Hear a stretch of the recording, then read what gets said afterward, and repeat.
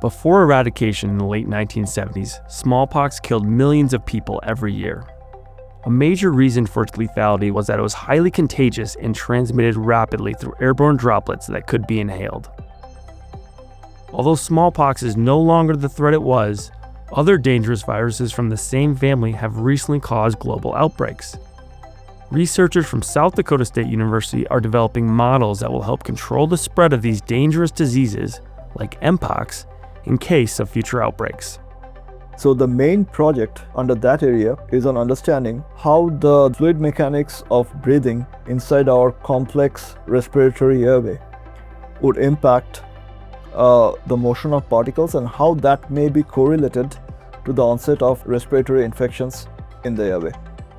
Because Mpox is still an emerging pathogen, we don't yet know what is the infectious dose, as in what could be the minimum number of variants that can start the infection. We looked at smallpox. We tried to develop a model for smallpox because in smallpox we have a lot of data with which we can compare our modeling results. We verified our numbers, our approach, and then extended the same approach to Mpox. The team's model can predict how long it will take for an individual to be infected after it is exposed to disease. For Mpox, this can be between 24 and 40 hours. This information is critical for disease control in case of future outbreaks.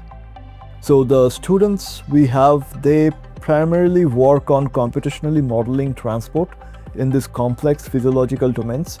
They also help me with understanding literature from other disciplines, because to apply our modeling to virology or to immunology, we do need to understand the key concepts from those disciplines, so they help me out with that as well.